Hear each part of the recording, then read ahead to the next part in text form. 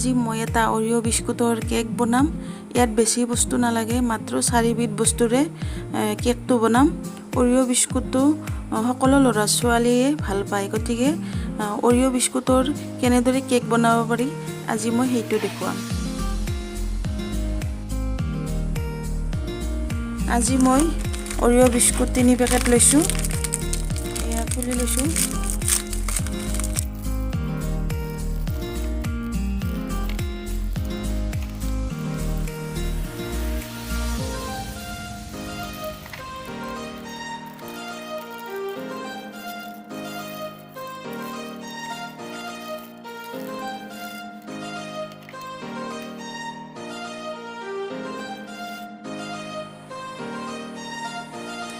এই বিস্কুটটো মই প্ৰথমতে ভাঙি লৈছোঁ আৰু ইয়াৰ পৰাই ক্ৰীমখিনি ছেপাৰেট কৰি লওঁ।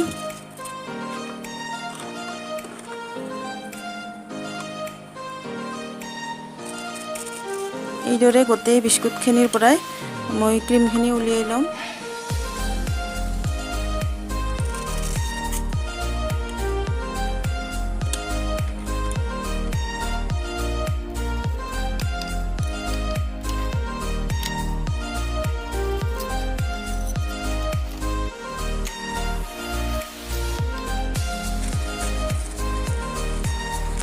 এইদৰে মই গোটেই বিস্কুটখিনিৰ পৰাই ক্ৰীমখিনি সাইড কৰি ল'লোঁ আৰু এতিয়া মই বিস্কুটখিনি অলপ ভাঙি লৈছোঁ।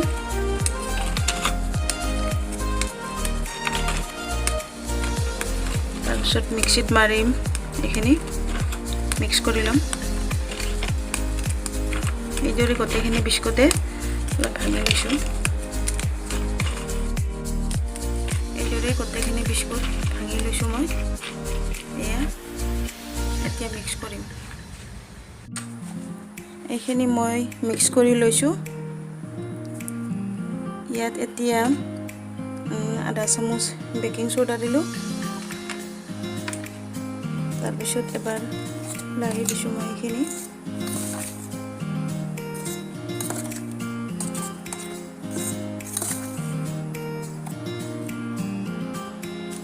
আৰু এতিয়া ইয়াত মই গাখীৰ দিম।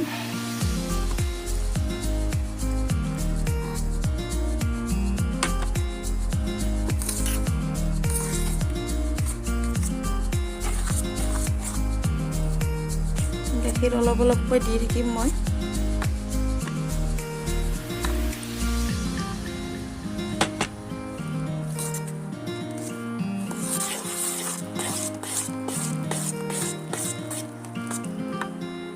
আৰু অলপ লাগিব।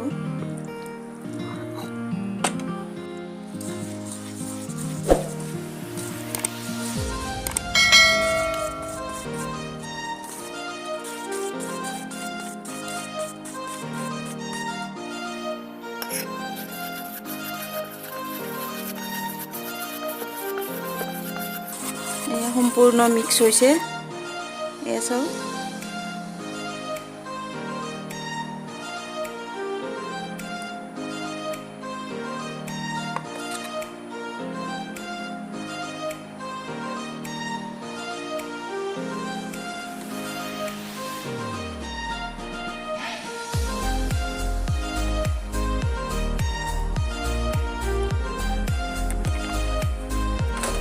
আজি মই কেকটো কুকাৰত বনাম। প্ৰথমতে এইটো কুকাৰত দিয়া এইটো পাত্ৰ, ইয়াত মই অলপমান ৰিফাইন তেল ঘঁহি লৈছোঁ। তাৰপিছত আজি ইয়াত এখন মই হেৰি দিম, ফইল পেপাৰ দিম ইয়াত।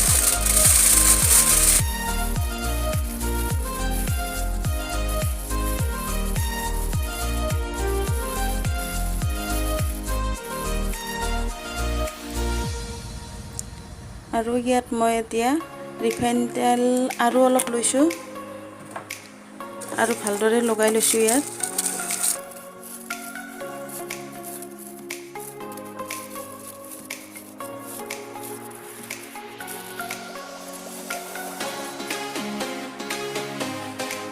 এতিয়া ইয়াত মই মিশ্ৰণখিনি দি দিছোঁ, সমানে আধা দিম এতিয়া।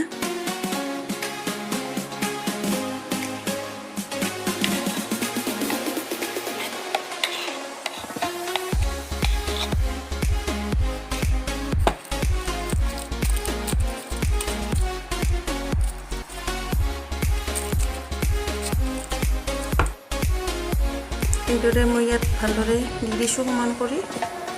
এতিয়া আৰু কুকাৰত দিম। প্ৰায় 10-15 মিনিট লাগি যাব এইটো। এতিয়া মই কেকটো কুকাৰত দিছোঁ। এই কেকটো মই 5 মিনিট সময় ৰাখিম কুকাৰত। তাৰপিছত উলিয়াই আনি পেলাই তাত মই বিস্কুটৰ যিখিনি ক্ৰীম ৰাখি দিছিলোঁ সেইখিনি দিম।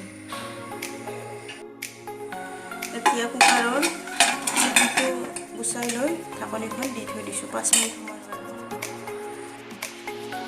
5 মিনিট পিছত কুকাৰৰ পৰাই মই উলিয়াই লৈছোঁ কেকটো।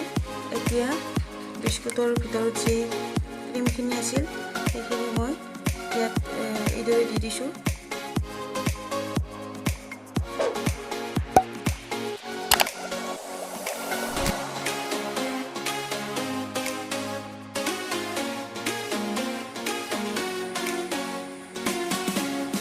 এইদৰে গোটেইখিনি ক্ৰীম মই ইয়াত দি দিছোঁ।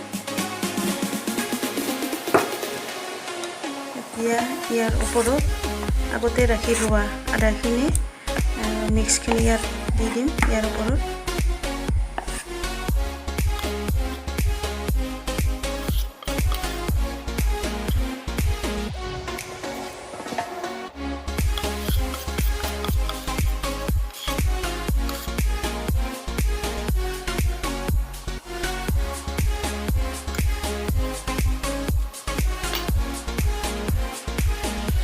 এইদৰে মই ইয়াত ভালদৰে দি দিছোঁ সমান কৰি। এতিয়া আৰু কুকাৰত দিম। প্ৰায় 10-15 মিনিট লাগি যাব এইটো।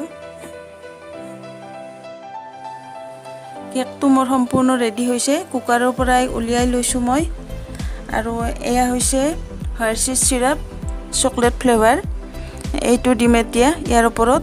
আৰু যদি এইটো নাথাকে তেতিয়াহ'লে চকলেট কিনি ডায়েৰী মিল্ক হওক সেইটোও দিব পাৰে। চকলেটটো পানীত উতলাই লিকুইড কৰি পেলাই দিব পাৰে ওপৰত। এইটো এতিয়া দি দিছোঁ ওপৰত ইয়াত।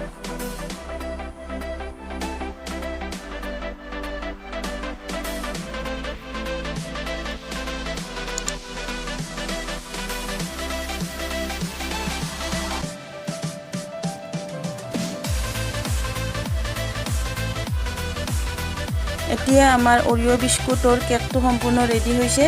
আৰু এইটো মই এতিয়া ফ্ৰিজত ৰাখিম 10 মিনিটমান সময়। তাৰপিছত পৰিৱেশন কৰিম।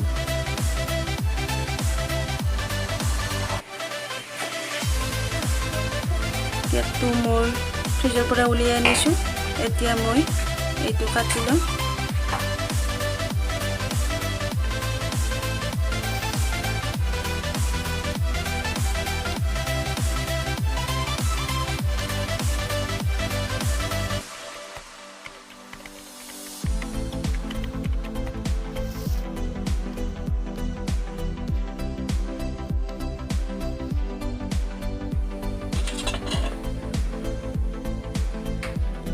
এটা পিচ দেখুৱাই দিছোঁ কেনেকুৱা হৈছে।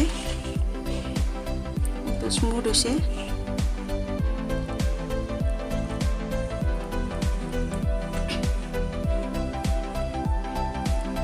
সুন্দৰ হৈছে, স্পঞ্জি হৈছে।